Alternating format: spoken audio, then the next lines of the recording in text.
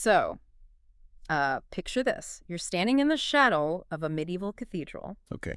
The air smells like incense, maybe a little bit of old stone, and you've just completed one of the most famous pilgrimages on Earth. Right. But, and here's the twist, you didn't spend 4 weeks walking until your feet were covered in blisters. You just hopped off a bike, your adrenaline is pumping, your quads are burning, and you've just ridden across an entire country. It changes the picture entirely, doesn't it? Right. We usually think of the Camino de Santiago as this, slow, meditative, plodding walk. But doing it on two wheels, Yeah. it transforms the pilgrimage into something closer to an adventure sport. Exactly. And that is what we are unpacking today. The Camino de Santiago, but from the saddle. Because here's the thing I realized. While digging into our source material for this deep dive, specifically this guide from Cycling Rentals, there isn't just one Camino. Right. It's a common misconception. People say, I'm doing the Camino, but historically, the Camino is actually a network. And no. It's a tapestry of routes shaped by geography, politics, wars, and faith over, 1,000 years. And for a cyclist, that choice is critical. It seems like the classic paradox of choice. You decide you want to ride it, but then you look at the map and it's just a bowl of spaghetti thrown at the Iberian Peninsula. That's a great way to put it. Do you go coastal? Do you go through the mountains? Do you want wine and luxury? Or do you want to be covered in mud and questioning your life choices? And that's our mission for this deep dive. We're going to decode the 5 most popular cycling routes. We're going to match the route to the rider profile. Good. Because the perfect route for a walker might actually be a nightmare for a cyclist. That distinction is what I want to drill into. It's not just a faster walk. It's a different logistical beast. So let's get the wheels turning. I want to start in Portugal. Okay. It seems like the Portuguese routes have exploded in popularity recently, especially for cyclists. They have, and for good reason. The logistics are generally easier, and the terrain is often friendlier. But when we talk about the Portuguese approach, we're really talking about a split decision right out of the gate in Porto. Okay. You arrive in the city, you get your bike, and you have a binary choice. Do you turn left and hug the ocean, or do you go straight up the middle? Let's start with the left turn. The Portuguese Coastal Route, or Caminho da Costa. Based on the descriptions in the guide, this sounds less like a pilgrimage and more like a curated vacation on wheels. It is sheer magic, honestly. If you look at the elevation profile of this route, it is the smooth, forgiving option. Right. You're starting in Porto, which is already a UNESCO World Heritage Site, and for a huge chunk of the ride, you are literally hugging the Atlantic. The source material mentioned boardwalks, which I thought was a fascinating detail. You aren't just fighting traffic on a highway, you're gliding over sand dunes. Yes, those are the ecopistas. But here's where we need to apply a little cyclist-specific scrutiny. Boardwalks sound romantic, and they are beautiful, but they present a unique technical challenge. How so? You're sharing a narrow wooden path with walkers. Ah, right. So you can't exactly drop the hammer and sprint. Exactly. If you treat the coastal route like a time trial, you're going to be miserable and the walkers are going to hate you. You have to slow down. It's about the flow. It's about the flow, not the speed. And there's one other major factor on the coast that the guide highlights, the wind. And the North Atlantic wind. Precisely. In the summer, the prevailing winds often blow from the north. So if you're unlucky, you aren't gliding. You're fighting a stiff headwind for 200 kilometers. That's the tax you pay for the ocean view. But if the wind behaves, you're riding through these sun-dappled fishing villages like Vila do Conde and Esposende, and the food. I know we're here to talk about cycling, but you can't talk about this route without talking about what you eat. It's the seafood route, without a doubt. In Portugal, you are stopping for grilled sardines, maybe a fresh octopus salad. Yeah. It's high protein, relatively light, actually a perfect fuel for cycling because it doesn't weigh you down. And of course, you're in the land of pastel de nata, those custard tarts, for a quick sugar rush. A central fuel. And then you cross the Minho River into Spain, and the menu shifts. You enter Galicia.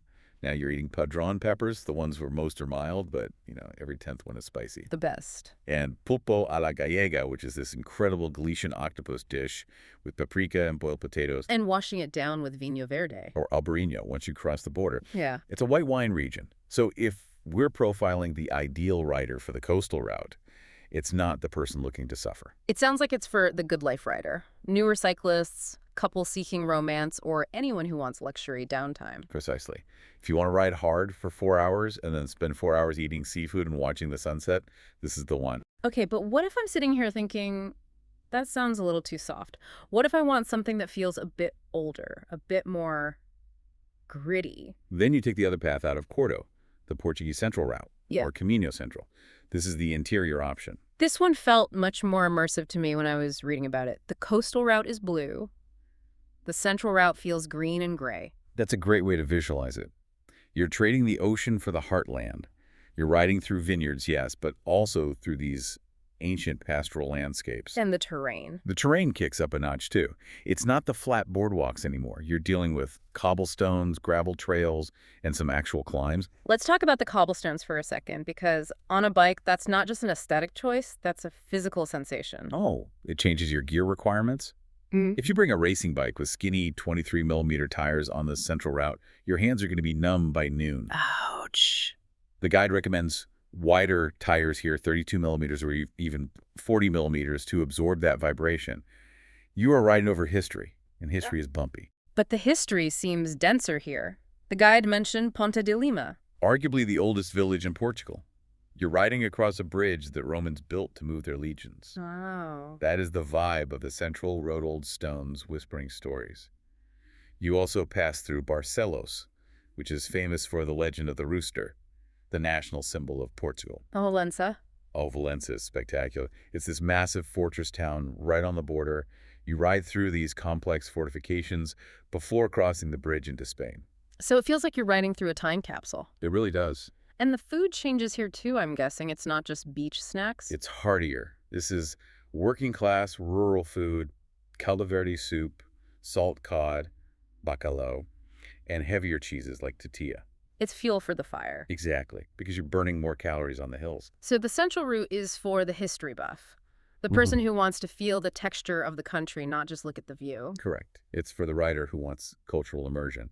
It's still manageable, but it feels more like a journey into the interior. Okay, so those are the Portuguese siblings.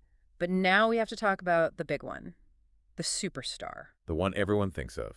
The one everyone thinks of when they hear the Camino. The Camino Francés. The French way. This is the heavyweight champion. We're talking about starting in France, specifically Saint-Jean-Pied-de-Port, and riding all the way across the top of Spain. The scale of this one just hits different. It really does. You're looking at roughly 780 kilometers. Yeah. It's a massive commitment. But because of that distance, it offers the most diversity. It starts hard, right? Oh, yeah. You start in the Pyrenees Mountains, which is a brutal climb, by the way. This isn't a gentle start. You are climbing a mountain pass right out of the gate. Then you drop down into the vineyards of Rioja. Which is fantastic news for wine lovers. But then, and this is the controversial part for walkers, you hit the Meseta. The Meseta is those flat, endless high plains, right? Yes. For walkers, the Meseta is often described as mental torture. The scenery doesn't change for days. It's hot, it's dry, and it's flat. Sounds awful. But for a cyclist, it is absolutely glorious. Why the difference? Because of the speed. On a bike, you can put it in a big gear, get into an aero tug, and just fly across these golden plains. Right. You can cover 80, maybe 90 kilometers in a day. You feel like you're crossing continent. What takes a walker a week of drudgery, you do in 2 exhilarating days. Now, here's a specific logistical quirk about the Francés that I found. We need to talk about the Compostela, the certificate you get at the end. Yes. The rules aren't the same for cyclists as they are for walkers. That is a crucial detail. To get the official certificate from the Pilgrim's office in Santiago, a walker has to complete the last 100 kilometers. But on a bike. If you are on a bike, the church requires you to complete the last 200 kilometers. Why the double standard? They assume the bike is easier. They want to be sure you've suffered enough to earn it. So you can't just start in Sarria like the walkers. Exactly. If you're planning a short cycling trip and you want that certificate, you have to start further back, usually Ponferrada. That is good to know. Now, the Francés is the superstar, so isn't it just packed? It is the busiest route, but that is also its superpower. This is the social route. If you ride the Francés, you are joining a multinational community. So you're never alone. Never.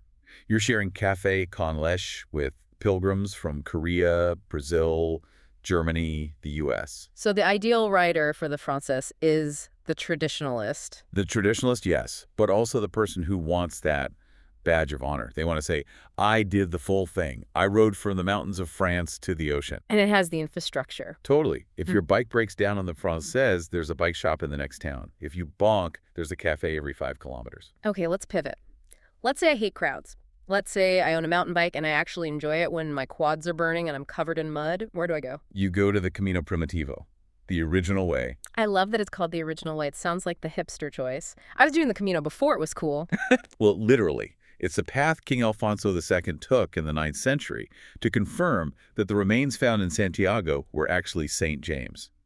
It starts in Oviedo. And the guide describes this as hard mode. Is that an exaggeration? Not at all. This is the Asturias region. It's lush, it's green, but it is vertical. You are dealing with high passes and significant elevation gain. And the surface? We have to talk about the surface. If it rains, and in Asturias it rains, you are dealing with serious mud. So if I bring a road bike. You are walking and carrying your bike. This is territory for mountain bikes or very capable gravel bikes with wide, knobby tires. There's a specific variant called the Hospitals Route, which is just. It takes you up over a high ridgeline, incredibly exposed, windy, and absolutely stunning, but you need to be fit. But the trade-off is the vibe, right? It sounded remarkably peaceful. Utter tranquility. You are in remote landscapes, untouched forests. You aren't fighting for a bunk in a hostel. It's you in the mountains. And the highlights aren't bad either. Lugo has a fully intact Roman wall. It's the only city in the world surrounded by completely intact Roman walls. And as a cyclist, you can actually ride your bike on the top of the wall. That's amazing. It's a loop around the city. It's incredible. And for the foodies who like things a bit rustic, the notes mentioned a specific bean stew. Fabada Asturiana. It's a rich bean and sausage stew. Heavy, hearty, exactly what you need after burning 3,000 calories climbing a mountain. And the cider. The cider. In Asturias, they pour the cider from high above their head into the glass to aerate it. It's a whole ritual. So the Primitivo is for the solitude seeker, the person who finds joy in a bit of suffering. We call it type 2 fun. It's miserable while you're doing it, but glorious when you look back. I know exactly what you mean. Okay, that leaves us with one final major route, the Camino del Norte. The Northern Way. This one is fascinating because it is deceptive. It hugs the northern coast of Spain, so people see coast and think flat, like the Portuguese route. And it is not flat. It is the opposite of flat. The geography of the northern coast is a sawtooth. You're constantly dropping down to sea level and then climbing straight back up a cliff to get to the next headland. So the cumulative elevation gain is huge. It's brutal. But the description of this one felt very sophisticated. It felt like the cool kid route. It is the sophisticated choice. You're starting in Irún or San Sebastian. I mean, San Sebastian has one of the highest concentrations of Michelin stars per capita in the world. And you ride through Bilbao, so you get the Guggenheim Museum. Right. It's this mix of high culture, modern art, and rugged wild nature. The coast here isn't gentle beaches. It's cliffs and crashing Atlantic drama. There was a logistical note about ferries on this route, too. Yes, that adds a layer of complexity. Yeah.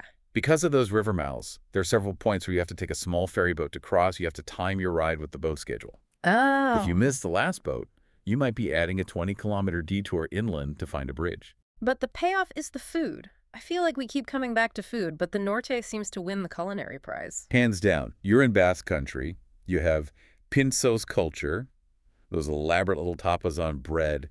You have fresh anchovies, grilled hake. And the wine. Coca-Cola wine, which is this slightly sparkling, very dry white wine that pairs perfectly with the saltaire. So if the Francés is for the pilgrim and the Primitivo is for the athlete, the Norte is for the Epicurean. The foodie, the coastal aficionado, the person who wants to ride hard but then eat a world-class meal at night. Okay, we've laid out the menu, 5 very different flavors of Camino. Let's try to synthesize this for the listener who is trying to book a ticket right now. Sure. Let's break it down by vibe. If I want romance, relaxation, and I haven't ridden a bike in 5 years. Portuguese Coastal. No question. It's flat, beautiful, and forgiving. Just watch out for the wind. If I want deep history, immersion, and to feel the old country without killing myself. Portuguese Central. It's the perfect balance of culture and activity. If I want the classic experience, I want to meet people, I want the big cathedrals, and I have 2 weeks to spare. Camino Francés. It's the icon. Just accept the crowds. If I want to be alone and I want to conquer a mountain. Camino Primitivo.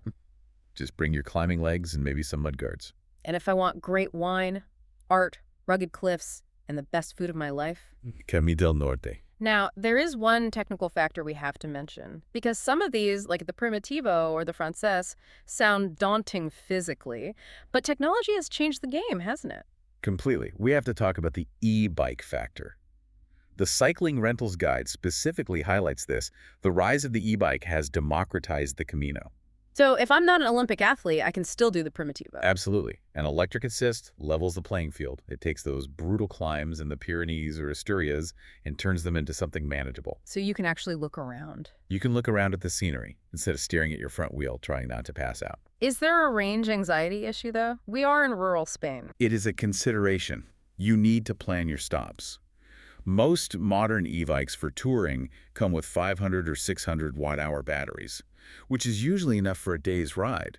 But if you're doing the mountains on turbo mode, You might need a top-up. you might need a midday charge at a cafe. And what about the luggage? I saw mentions of panniers versus transport services. This is the other game changer. Yeah. You can ride with panniers, those bags that clip onto your rack and carry all your gear. That gives you freedom. But But many cyclists now opt for luggage transfer services. They pick up your suitcase at your hotel in the morning and drop it at your next hotel. so you're just riding with a day pack. Exactly. Water, phone, rain jacket. It changes the ride from an expedition to a tour. You handle the bike better, you're faster, and you're less fatigued. That sounds like the way to do it. One last practical tip I saw in the notes was about getting the bike home. Oh, vital point. Do not assume you can just roll your bike onto a train in Santiago to get back to the airport. Oh no! The trains have very limited slots for bicycles. So you could be stuck. Easily. The pro move is to either rent a bike that you can drop off in Santiago. Companies like Cycling Rentals specialize in this, or arrange a shipping service to get your personal bike back home. Don't leave that to the last minute. Please don't. Good advice. So what does this all mean? We've looked at the maps, the food, the terrain, but the Camino is more than just a bike ride, isn't it? It is, and I think that is the most important takeaway. The destination, Santiago de Compostela, is the same for everyone. You all end up in that same square. But the stories are different. The stories you gather to get there are completely different depending on the route. There is this lingering debate, though, that cycling is cheating, that you go too fast to really appreciate it. I hear that a lot, the purist argument. But I disagree. I think speed offers a different kind of perspective. How so? When you walk, you see every individual stone. But when you cycle, you see the change. You see the landscape shift from the high Pyrenees to the dry plains to the green hills of Galicia in a way a walker never sees. Because they're moving too slowly. Exactly. They're too slow to notice the gradient of the whole journey. You see the bigger picture. You see the transitions. It's like watching a movie versus looking at a slideshow. Both are valid, but the movie gives you a sense of flow and connection that is unique to the bike. That's a beautiful way to think about it. Does moving faster actually help you see the whole tapestry better? It's something to think about next time you're debating between boots and a bike. I know which one I'm choosing. Me too. Yeah. Thanks for diving in with us. Buen camino.